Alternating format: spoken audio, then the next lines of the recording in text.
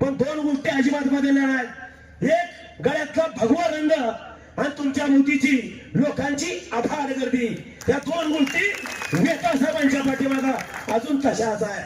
विरासत से तय नहीं होते सियासत के फैसले, विरासत से तय नहीं होते सियासत के फैसले, ये तो उड़ान तय करेगी. एक कोपर एक आसमान किसका बाकी है. या जनशक्तीचा आपल्याला प्रचंड पाठिंबा आहे आणि धनशक्तीच्या विरोधात ही जनशक्ती एकवटलेली आहे. सरळ वागणाऱ्या प्रामाणिक आणि निष्ठावंत कार्यकर्त्याला पक्षातून खऱ्यासारखं बाजूला केलं जातं. हा आजपर्यंतचा इतिहास आहे प्रत्येक पक्षाचा. तुम्ही निष्ठेने कितीही वागा, तुमच्यावर निवडणुकीच्या वेळी एखाद्या खऱ्यासारखं अर्ध्या बाजूला करायचं काम यावेळी केलं जातं. का? कारण त्यावेळेस मोजमाप असतं ताकदीचं, सगळ्या सोयऱ्यांचं, आपलीयांचं. हे मोजमाप वरिष्ठांच्याकडून केलं जातं. हो, कोण वरिष्ठ? ज्यांना आपण खांद्याकडून मोठं करतो तेच आपल्याला जमिनीत करायचं काम करतात. त्यांच्याकडून आपल्याला यावेळी टावललं गेलंय. त्या टावलणाऱ्यांना त्या काही स्वरूपा त्या वरिष्ठांना एकच सांगणं आहे, उधळून टाकतो तुफान सारा, आणि उधळून टाकतो तुफान सारा.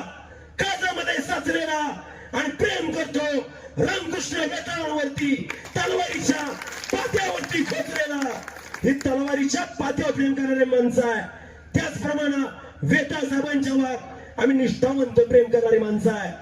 मी सातारचा युवक आहे, आपुलकीना सुखदुःखात माझ्या मदतीला धावणारा वेता साहेबाचा माणूस आहे. संघर्षमय व्यक्तिमत्व आहे.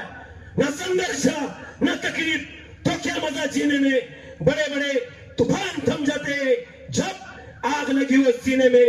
वेता साहेबांचा हेच गुण मला आवडतो.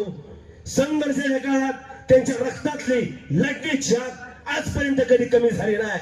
हा जिवंतपणा त्यांचा संघर्षाचा या निवडणुकीच्या माध्यमातून मला जाणवतो. आम्हाला साक्ष आहे या गणरायाच्या चरणी आणि गणरायाच्या प्रांगणातलं.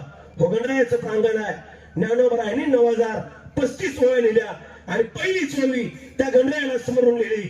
ओम नमो छात्या वेदपती पाध्या जय जय स्वजन वेद्या आत्मरूपा देवा तुझी गणेशू सकलार्थमती प्रकाशू म्हणे निवृत्तीदासू अवधारी जोजी.